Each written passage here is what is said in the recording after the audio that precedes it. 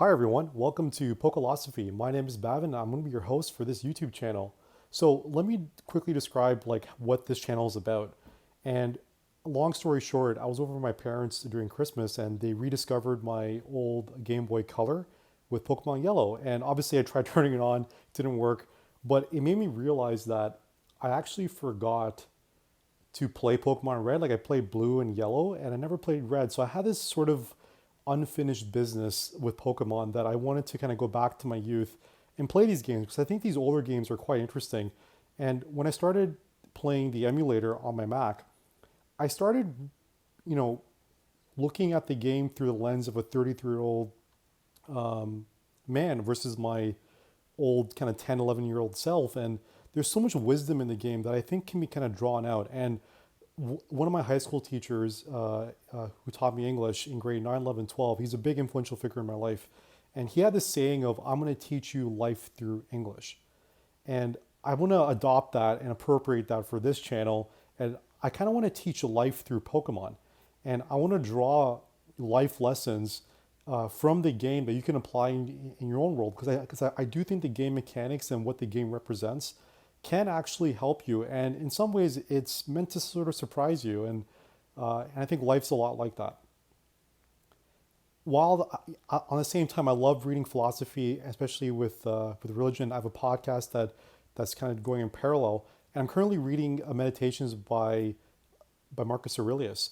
And I kind of want to compare and contrast some of the things I'm reading from that and put into the Pokemon games, or I should say, draw them out from the Pokemon games based on what I'm reading. So I'm going to try to do as much as I can with what I'm reading or what I've stumbled upon and see if I can compare it or draw a lesson as I play Pokemon, I guess. And on a personal note, one of the reasons why I started this channel was I wanted to practice impromptu speaking and just being comfortable with streaming. I've never really been good at impromptu speaking, and especially with my podcast where it requires more kind of nuanced thought, I usually write a script out. And I just want to be good at just off the cuff speaking, which can help you in all aspects of life. And this is an area that I want to grow in, and therefore is a discomfort that I'm going to lead into. Another area is that I never actually had a big brother in my life. I've had older cousins, but I didn't have that older brother or sibling figure that I can kind of go to, because I was actually the one that people went to instead. And I kind of want to be a big brother to myself, while at the same time, maybe being the big brother to other YouTube viewers, because I'm kind of gearing this channel towards millennials who are rediscovering their youth, and they're kind of maturing at age. Maybe going through their youth can help them find new wisdom and insights about themselves, but also the younger generation, because I think these older games can really enlighten and shape you in a really positive way. And more importantly, I'm trying to learn how to have fun again. And the way I play these Pokemon games, I only play for maybe 30 minutes at a time, nothing more than that. If I go longer, especially on the weekends, it'll be for an hour at most. This is really just kind of a side thing that I'm just sort of kind of experimenting with. So the game of Pokélosophy, what is it? Season 1, it'd be Pokemon Red, as I explained earlier. I also never picked Charmander as my first Pokemon. So those who are not familiar with the original games, with Blue, Red, and Green in Japan, so Blue and Red were only in North America, you get to pick between Bulbasaur, which is a plant Pokemon, Charmander, Fire, Squirtle, Water. And I've already picked Bulbasaur and Squirtle. I never picked Charmander, so decided to go ahead and pick Charmander. I actually started the game and I'm in Cerulean City, and my Charmander has now evolved into a Charmeleon. And that's where I'm at with this game. I would have liked to have, in hindsight, gone back and started this channel as I started playing the game, but we'll do that for Pokemon Blue when I get to it. And I'm just going to outline some of the rules I have with Pokélosophy. The first one is no guides. So growing up, I actually had the Nintendo Power Pokemon guide, so I knew everything about the game, and I knew exactly where to go. And I kind of took that away this time, and basically, let's just go with the flow. And this involves me exploring, going to every nook and cranny. It's the long, slow, and hard path, which I think is going to teach you a lot about kind of life. Now, I did allow myself to look up when Pokemon will evolve. I think that's fair game. A lot of my friends had posters with all the evolution numbers or all the evolution levels. And I think the hand guide also had The one that came in the game box had like some of that information in there. So I feel that's fair game. When it comes to wild Pokemon, I will try to catch every new one that I see. So that's like kind of my the rule I have. I will not be using any cheat codes or item multiplier hacks, which was famous for Pokemon Red and Blue at the time. And on that note, I'm going to try to use items as fast as possible. So one of the items you can often find in the game are TMs, where basically kind of one-off moves, or I should say, they're one-off kind of tokens to teach your Pokemon moves. And I try to use them as fast as I can for whoever I can use it for.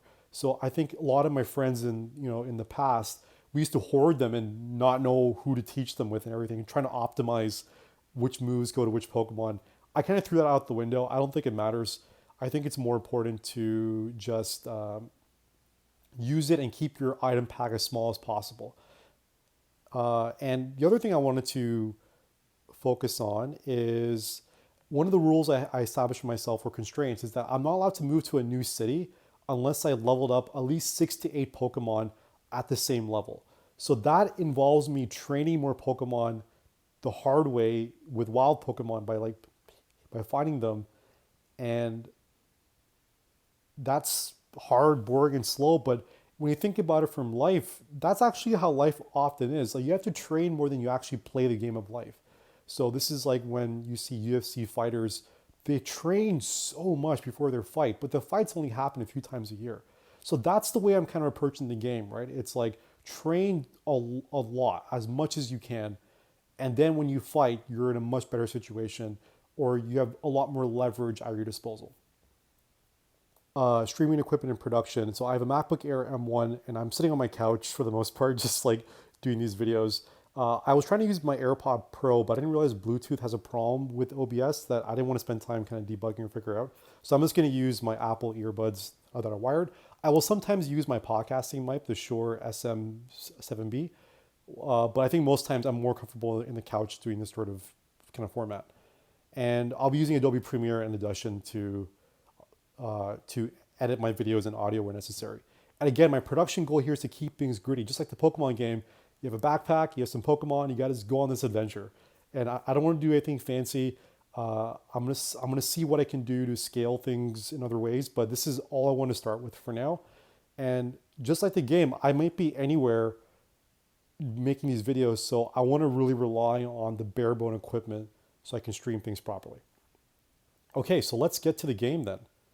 So as you can see, I'm in Cerulean City. I'm going to show you my Pokemon. I'm starting off with a Magikarp, so I'm trying to train my Magikarp here as a first exposure so I can get a Gyarados early in the game. I currently have a Zubat, Rattata, Butterfree, and Pikachu. So remember I told you about using my TMs? I'm just going to show you what I did with Pikachu. I taught Pikachu Mega Punch out of a TM, which I probably should have saved, but I just decided that Pikachu needs to use Mega Punch. He's my favorite Pokemon. You gotta give him Mega Punch. And I'm training a Pidgey right now as well. So I'm trying to move these up to level 20. So I'm just gonna head on over and go to the grasslands here and start training Pokemon. So I will see you later for our second episode where I'll just give you a quote from Marcus Aurelius and we'll just talk about it. See you soon.